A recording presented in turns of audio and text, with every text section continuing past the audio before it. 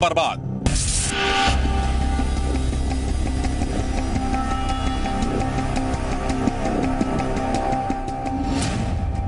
Unknown message links और सब तबाह।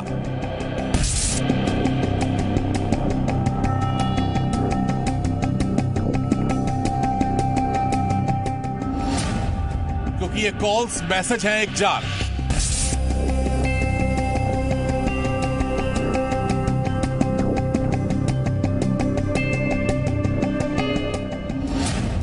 खतरनाक साया, फरेबी माया।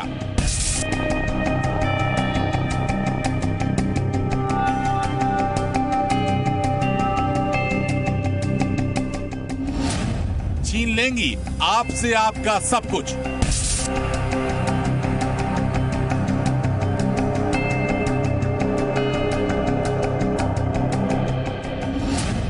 इज्जत, रुतबा और पैसा।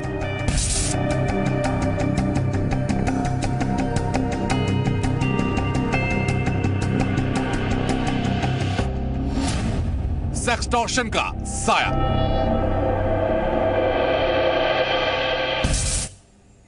नमस्ते, आपके साथ मैं हूं जयप्रकाश शर्मा और आप देख रहे हैं हमारी खास मुहिम जागते रहो। जी हां, जागते रहो। हम आपको हर दिन की तरह जगाने आ गए हैं। तो स्क्रीन पर नंबर हमारे फ्लैश भी हो रहे हैं, आप इन नंबरों पर अपनी राय भी रख सकते हैं। लेकिन आज जिस खतरे से हम आपको जगाने आए, आप स्क्रीन पर चिपके रहिए, बैठ जाइए, रिमोट हटा कर रख दीजिएगा, चैनल चेंज मत कीजिएगा, क्योंकि जो मुहिम आज हम दिखाने जा रहे हैं वो आपके लिए बेहद जरूरी है। आज हम आपको उस खतरे से आगाह करने आए हैं जो आपसे अनजाने में होता है, और इस गलती को छिपाने के लिए आप गलतियों पर गलती करने लगते हैं, और दूर बैठा अपराध का खिलाड़ी आपको अपने जाल में इस कदर फंसा लेता है कि आप बिन पानी मछली की तरह झटपटाने लगते हैं। और इस झटपटाहट में आप कुछ ऐसे कदम उठाते हैं जिससे आपको नुकसान होता है, आर्थिक, मानसिक और कई बार खुदकुशी की नौबत आ जाती है, क्योंकि आप नए दौर के एक अपराध का शिकार बन जाते हैं जिसका नाम है सेक्सटॉर्शन।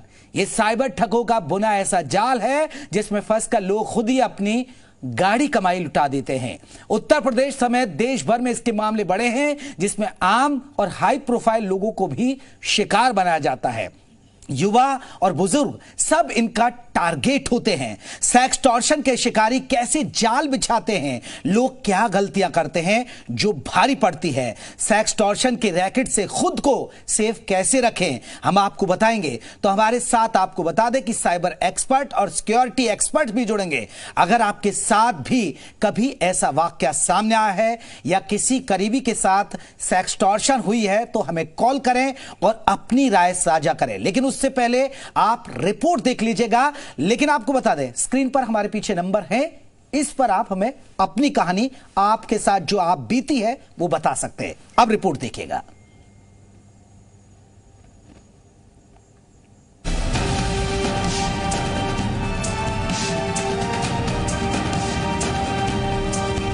कभी गलती, कभी अनजान लोगों से दोस्ती की चाहत लोगों को साइबर अपराधियों के जाल में फंसा रही है। सेक्सटॉर्शन, जिसके मामले 1 साल पहले तक बेहद कम आते थे, लेकिन अब हर हाथ मोबाइल और इंटरनेट है, तो साइबर ठग बड़े पैमाने पर लोगों को सेक्सटॉर्शन का शिकार बना रहे। एक रिपोर्ट के मुताबिक कुछ सालों में सेक्सटॉर्शन की घटनाएं दोगुनी से ज्यादा बढ़ी हैं। सेक्सटॉर्शन में भारत दुनिया के शीर्ष 10 देशों में शामिल है। इसमें वियतनाम, ब्राजील और अर्जेंटीना टॉप 3 में है। साइबर ठग लोगों को ट्रैप करने के लिए उनके मोबाइल और मेल पर मैसेज भेजते हैं। दोस्ती के भेजे गए ये लिंक्स और मैसेज दरअसल दोस्ती नहीं बल्कि वसूली का जाल होते हैं। इन लिंक्स मैसेज पर जब आप क्लिक करते हैं तो खेल उसी दिन शुरू हो जाता है। पहले दोस्ती करके आपका भरोसा जीता जाता है और फिर धीरे धीरे आपसे आपका सब कुछ छीनने का सिलसिला शुरू हो जाता है। अमूमन इस अदृश्य नेटवर्क में दूसरी तरफ महिला होती है जो दोस्ती की आड़ में खेल शुरू करती है। एतबार जीतकर दिन रात की नींद छीन लेती है, क्योंकि दोस्ती में इस कदर उकसा दिया जाता है कि एक दिन हद टूट जाती है और उसे साइबर अपराधी रिकॉर्ड कर लेते हैं। फिर शुरू होता है धमकाने और बर्बाद करने का सिलसिला। यूपी के कानपुर में कंपटीशन की तैयारी करने वाले युवक को कुछ ऐसे ही ट्रैप किया गया। एक लड़की के डीपी वाले व्हाट्सएप नंबर से उसे फोन पर मैसेज आया। व्हाट्सएप चैट से शुरू हुई दोस्ती के झांसे में यह शख्स आ गया। ये इस कदर आकर्षित हुआ कि मैसेज का सिलसिला वीडियो कॉल तक पहुंच गया और फिर शख्स ने हद पार कर दी। मेरे पास एक अननोन नंबर से मैसेज आया जो कि कोई लड़की थी और उससे मेरी बातचीत होती रही। करीब 2-3 दिन तक ऐसे ही बात होती रही। एक दिन अचानक से उससे वीडियो कॉल आ गई। वीडियो कॉल में मैंने भी रिसीव किया और मैंने भी बात की उनसे, लेकिन बात करते करते जो उसमें प्यार मोहब्बत की बात हुई। सेक्स टॉर्चन के साइबर अपराधी जिस दिन का इंतजार कर रहे थे वो दिन आ चुका था। फिर कानपुर के इस युवक को उसके मोबाइल फोन की रिकॉर्डिंग भेजने का सिलसिला शुरू हो गया। उसी व्हाट्सएप मैसेज से धमकियां आने लगी, वसूली की रकम मांगी जाने लगी। उसमें क्या हुआ कि कुछ बात होते होते अश्लील बातें भी हो गई, जिसका उन्होंने वीडियो शूट कर लिया, रिकॉर्ड कर लिया। और रिकॉर्ड करने के बाद अब मुझसे पैसे की मांग की जा रही है। इसकी शिकायत मैंने क्राइम ब्रांच में दर्ज करा दी है। सेक्स टॉर्चन की रकम देने के लिए युवक के व्हाट्सएप नंबर पर रोजाना मैसेज आने लगे और पैसे नहीं देने पर अंजाम भुगतने की धमकी दी गई। वसूली की रकम ऑनलाइन जल्द से जल्द पे करने के लिए डराया गया। फाइनल अल्टीमेटम भी दिया गया। साइबर क्राइम के मामले बहुत तेजी से बढ़ रहे हैं। इनमें भी हनी ट्रैप के मामलों में बहुत तेजी से बढ़ोतरी हुई है। लोगों को हनी ट्रैप के जाल में फंसाकर उनसे वसूली की जा रही है। तमाम लोग इस वसूली का शिकार हो रहे हैं, जिनमें से कई लोग क्राइम ब्रांच तक पहुंचते हैं और अपनी शिकायत दर्ज कराते हैं।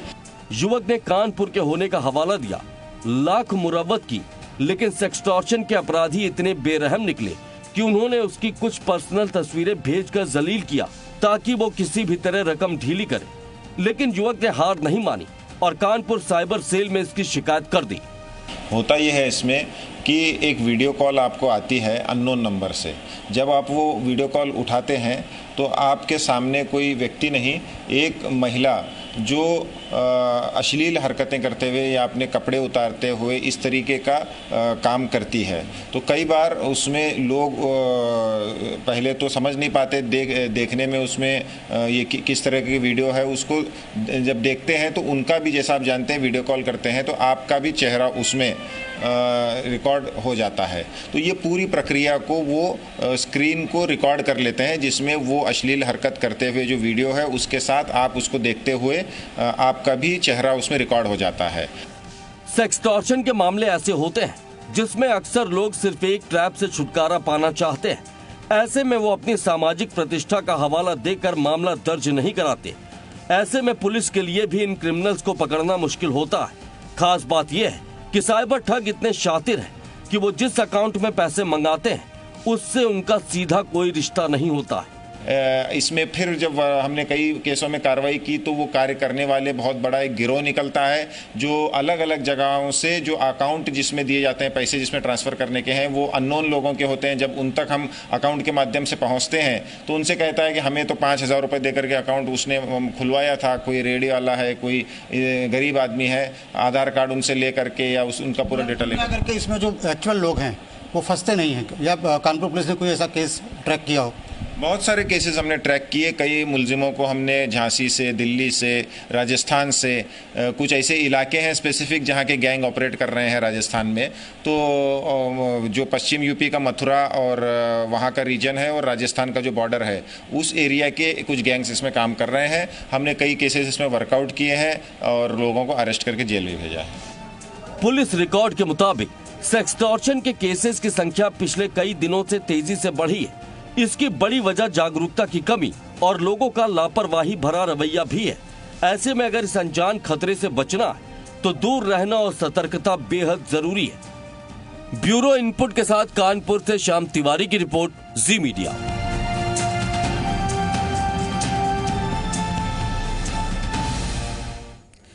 तो आपने समझ लिया होगा कि आपके साथ किस तरह खेल होता है। दो तरीके से आपके साथ खेल होगा। कोई भी अनजान मैसेज आपसे आएगा, एक अनजान नंबर से आपको मीठी मीठी बातें होंगी, फिर बातें धीरे धीरे बढ़ जाएंगी, आप बहक जाएंगे, फिर आपका वीडियो बना लिया जाएगा।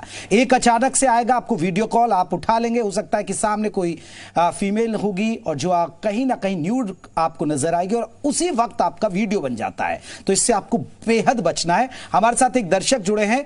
जी बताइए, आपका नाम क्या है?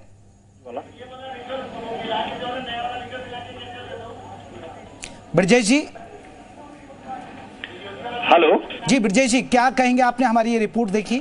हाँ, एक मेरे साथ भी नोएडा से हूँ मैं। मेरे एक कलीग के साथ भी ऐसा ही हुआ था। उनके पास एक उनके फ्रेंडली से अननोन नंबर से फोन आया जी, और वो व्हाट्सएप कॉल पे उन्होंने कहा कि आप मेरे व्हाट्सएप कॉल पे आइए। थोड़ा बहुत उन्होंने चैट किया, उसके बाद वो जो है पूरी तरह जो है न्यूड मूव आ गई। तब तक इनको समझ में आया तो उन्होंने उसका स्क्रीनशॉट ले लिया और उसके बाद उनको ब्लैकमेल करने लगे।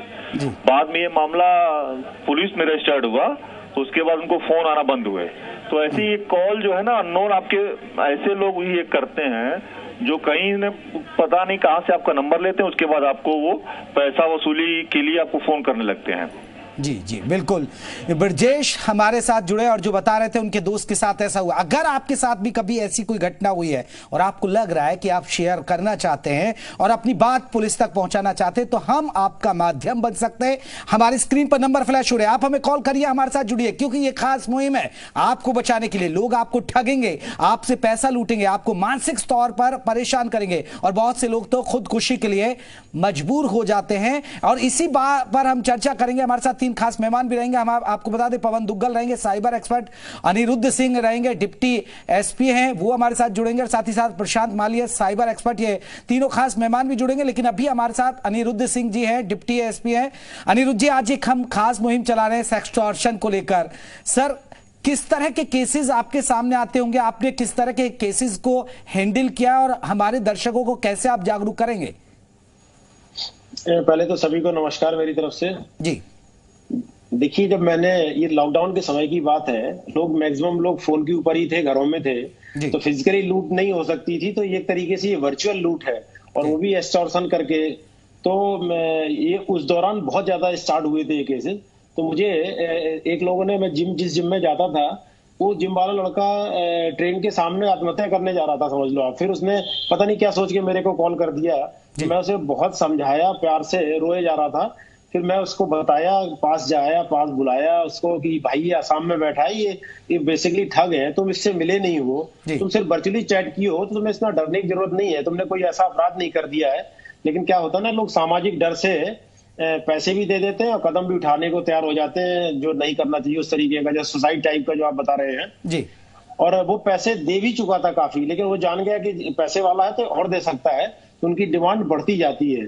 तो एक बहुत अच्छा तरीका है, बैठे बैठे वो एस्टॉर्ट कर रहे हैं, सिम खरीदते हैं राजस्थान से और एस्टॉर्ट करते हैं असम बंगाल से बैठ के।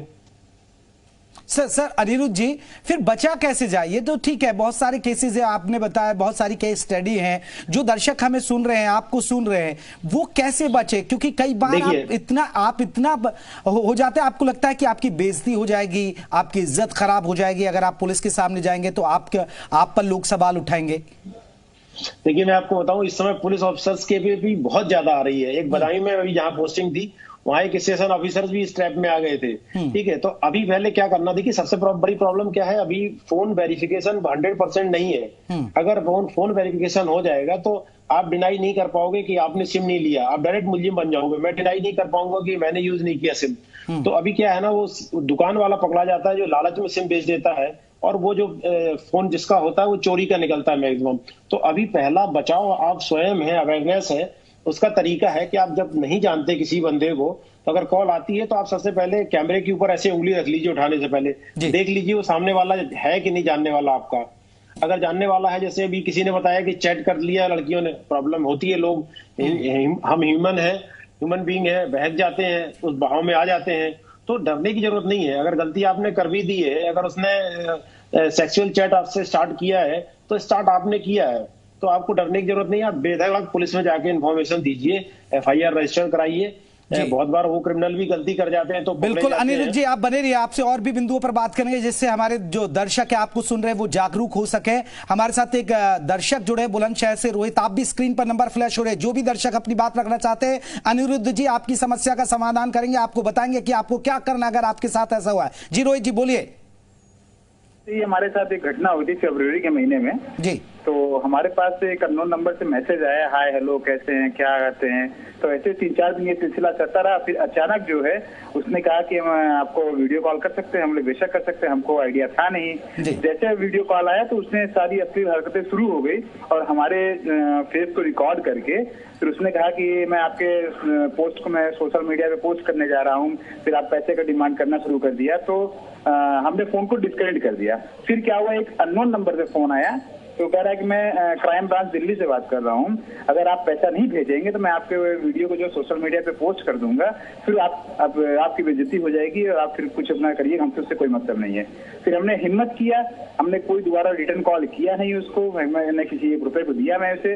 बार बार उसने हमको कॉल किया बट मैंने उसके कॉल को रिप्लाई नहीं किया। फिर बाद में क्या कह रहा है कि आप फेसबुक या व्हाट्सएप से जाकर के आप कंपनी से समझौता करिए, नहीं तो हम बहुत बड़ा क्राइम हो जाएगा, मैं ये वीडियो आपके घर पे भेज रहा हूँ।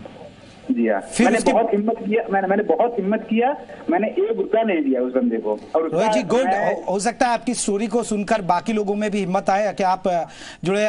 पवन दुग्गल जी, आपने सुना, साइबर एक्सपर्ट है पवन दुग्गल जी, हमारे साथ जुड़ गए और वकील भी हैं, सीनियर वकील भी है। पवन जी, आप ये केस आप सुन पाए?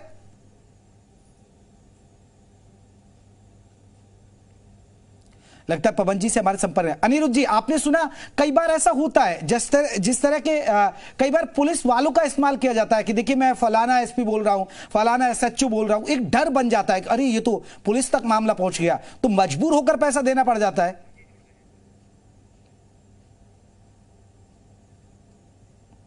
अनिरुद्ध जी मैं आऊंगा, आपकी आवाज हम तक नहीं मिल रही है। पवन जी से एक रिएक्शन ले लेता हूं। जी पवन जी, आपने सुना ये केस? पवन जी की आवाज दीजिए भाई। जी कहिए पवन जी। देखिए, आज होता यह है जी कि अगर आप सावधान नहीं रहे तो आपको शिकार बनाया जा सकता है साइबर क्राइम के। आपको सामाजिक परिवेश में समझना होगा कि जब से कोविड-19 प्रारंभ हुआ है तब से गोल्डन एज साइबर क्राइम की शुरू हो गई है और इस तरह की लगातार सिलसिले चलते रहेंगे। तो कोई बुरी बात नहीं है अगर आप साइबर क्राइम के शिकार हो गए, इसको रिपोर्ट करिए और आसमान नहीं गिरेगा। साथ ही साथ अगर आप ध्यान रखेंगे, केयरफुल रहेंगे, ड्यू डिलिजेंट रहेंगे, तो आने वाले समय में इस प्रकार की जो सिचुएशंस हैं उससे आप बच पाओगे। जी बिल्कुल पवन जी, मैं लौटूंगा। अनिरुद्ध जी भी हैं, डिप्टी एसपी है। अनिरुद्ध जी, आपने सुना रोहित जी का जो केस था, बट उन्होंने हिम्मत नहीं हारी और उन्होंने उनको पैसा नहीं दिया क्योंकि उन्होंने पुलिस वालों की तरफ से भी धमकी दी। देखिए हम फलाने क्राइम ब्रांच से बात कर रहे हैं। देखिए एक बहुत पैटर्न उनका बहुत कॉमन है, ये समझना जरूरी है। वो क्या करते हैं कि 4-5 बंदे रहेंगे उनके नंबर में, आपको पहले वो ग्रुप में ऐड करते हैं, द्वारा ग्रुप के कॉल करते हैं। तो जब ये न्यूड चीजें आती हैं तो आदमी कॉल डिस्कनेक्ट करना चाहता है, वो डिस्कनेक्ट भी नहीं होती। आपको ताजा एग्जाम्पल बता रहा हूँ, अभी हुआ और लोग घबरा जाते हैं। और आप सोचो ऐसी दुनिया में कौन सी पुलिस है कि अभी मेरी किसी से वर्चुअली चैट हुई, उधर से कोई क्राइम ब्रांच या सीबीआई का फोन आ जाए। अभी परसों का दिखा रहा हूं मैं, ये सीबीआई वाला बंदा बन के इसने तुरंत उनको फोन भी कर दिया है। अब वो बेचारे क्या समझे, इसमें डेट ऑफ बर्थ 80 लिखी है, इसकी 40 साल उम्र होनी चाहिए, लग रहा है 20-22 साल का। तो सीबीआई में सब इंस्पेक्टर कोई पोस्ट ही नहीं होती है। तो एक्चुअली ये डर का धंधा है, सामाजिक रूप से आदमी डर जाता है और वो इस तरीके से और भी डर का धंधा, डरा कर ही पैसा निकाला जाता है। एक मैं दर्शक को जोड़ लेता हूं, हमारे साथ बिजनौर से जुड़े हैं। जी बताइए। हेलो जी रखिए, अपनी बात रखिए। सर नमस्कार। जी नमस्ते सर, आज सुबह मुझे अननोन नंबर व्हाट्सएप पे कॉल आया था जी। उन्होंने कहा कि तुम्हारी कुछ फोटो है मेरे पास, अगर तुम मुझे 5,000 रुपए नहीं दोगे तो तुम्हारा फोटो मैं अश्लीलता सब तरीके से दिखाऊंगा। सर मैं बहुत परेशान हूँ, इसको लेकर क्या कर सकता हूँ, बताइए कुछ। ठीक है, चलिए पवन जी राय देंगे आपको, साइबर एक्सपर्ट है, पवन जी रखेंगे। फिर हमारे साथ अनिरुद्ध जी हैं, वो भी राय देंगे। पवन जी, इनको आप क्या सलाह देंगे? मेरी सलाह होगी कि आप अपना फोन बंद कर दें और इस तरह की जो कॉल आई है उस पर बिल्कुल विचार करना बंद इसलिए कर दीजिए क्योंकि ये सिर्फ एक गीदड़ भमकी है, कुछ होने नहीं वाला।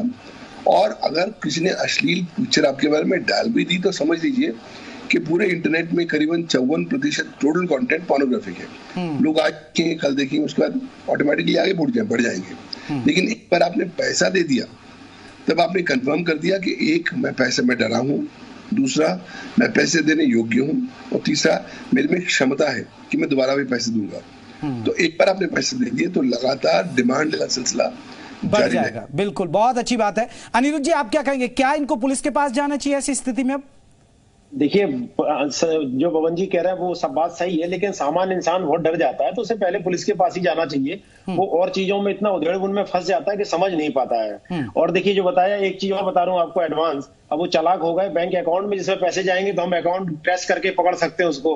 तो अब वो क्या करते हैं, वो कहते हैं आप यूट्यूब पे आइए, सुपर चैट के थ्रू हमें पेड करिए जी, है ना। तो सामान्य इंसान को डरने की जरूरत नहीं है, पुलिस में जाने की जरूरत है, क्योंकि वो अपने में सोचता रहता है सामान्य आदमी, मैं क्या करूं करके कहीं ना कहीं पैसे पेड कर देता है, या नहीं कोई सलाह मिली तो वो ट्रैप हो जाता है। तो उसको बेधड़क पुलिस में जाने की जरूरत है, अपनी एफआईआर दर्ज करा के ये हो जाना चाहिए कि मैंने एफआईआर अपनी तरफ से कर दी है, और डरने की जरूरत नहीं, क्योंकि वो मिला नहीं है किसी से, वर्चुअली है ये, तो वर्चुअली क्राइम के लिए इस तरीके से डरने की जरूरत कतई नहीं है। ठीक है, ठीक है, आप डरिए मत। स्क्रीन पर नंबर फ्लैश हो रहे हैं, तमाम एक्सपर्ट्स हमारे साथ हैं, पवन दुग्गल जी भी हैं, अनिरुद्ध सिंह जी हैं, डिप्टी एसपी हैं, वो भी अपने आपको बता रहे हैं कि क्या करना चाहिए। एक हमारे साथ दर्शक नोएडा से जुड़े हैं। जी बताइए सर, आपका क्या सवाल है? सर मैं विपिन हूँ, नोएडा तिगड़ी से जी। तो मेरा एक नंबर आया था 8814 जी जी, ये आंध्रा से बताते, आंध्रा से आपका वीडियो कॉल आया मेरे पास इस तरीके से। तो मैंने उनसे बोला एक काम करो, वीडियो कॉल मुझे भेज दो एक बार जी। तो उन्होंने वीडियो कॉलिंग मुझे भेजी। मैंने कहा कि मैं कई दिन से आपका चक्कर में था, मैं ऑल इंडिया क्राइम ब्रांच से बोल रहा हूँ। हाँ। तो उन्होंने तुरंत ना फोन काट दिया, उसके बाद फिर कॉल नहीं आया मेरे पास। हाँ, देखिए ये एक अच्छी पहल हुई आपके साथ। अनिरुद्ध जी, आप क्या कहेंगे? ये तो अच्छा हुआ, नहले पे दहला हो गया ना, ये बहुत, जैसे कहते हैं ना कि इन्होंने देहाती फार्मूला लगाया स्मार्टली। हाँ। जैसे पंचायत फिल्म में वो परेशान करता रहता है कॉल पे। हाँ। जो सचिव जी होते हैं वो क्राइम ब्रांच इंस्पेक्टर बन के कॉल कर देते हैं, तो वो उसका बंद हो जाता है। जैसे वो इनके साथ ठगी कर रहा था, इन्होंने उससे आगे बढ़ के दिखा दिया पुलिस बन के। तो कोई बात नहीं है, डर का धंधा है, तो डरने की जरूरत नहीं है। ठीक है, सावधान। चलिए पवन जी, संक्षेप में एक आपका विचार, हमारे जो दर्शक आपको सुन रहे हैं कि ऐसी स्थिति में जो आता है तो वो सबसे पहले क्या करे पवन जी, फिर हम शो को खत्म करें। सबसे पहली बात कि जब ऐसी स्थिति उत्पन्न होती है तो आप घबराइए नहीं, समझ लीजिए कि कल सूरज फिर उगेगा जिंदगी। दूसरी बात, पैनिक करने की जरूरत नहीं है, ऑनलाइन इसको रिपोर्ट करिए, पुलिस का घर में के पास जाइए, नेशनल हेल्पलाइन नंबर है 1930, वहां पे कॉल कर लीजिए। बेसिकली इसको एक जिंदगी का हिस्सा मानिए। चलिए, ये चुनौती आई है, इससे भी डील कर लेंगे, ऐसा नहीं कि डरने की जरूरत नहीं है। बहुत बहुत शुक्रिया पवन जी, अनिरुद्ध जी, बहुत बहुत शुक्रिया, आप लोगों ने कीमती वक्त निकाला और हमारे दर्शकों को जागरूक किया। तो देखिए, हमारा मकसद है आपको जगाना, और हम इसीलिए एक खास मुहिम चलाते हैं और हर दिन एक ऐसा मुद्दा लेकर आते हैं जिसका सीधा सरोकार आपसे होता है, एक्सपर्ट्स की राय भी रखते हैं। तो जागते रहिए और जो आने वाले खतरे हैं उससे सावधान रहिएगा।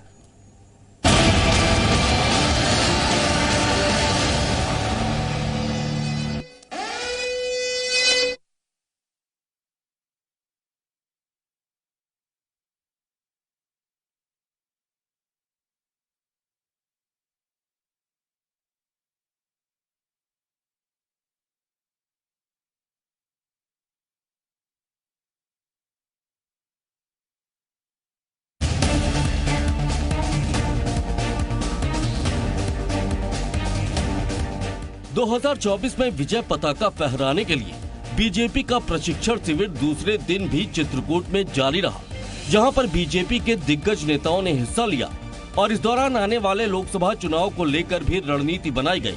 बीजेपी लगातार प्रशिक्षण शिविर में 2024 के लिए अपनी रणनीति को मजबूत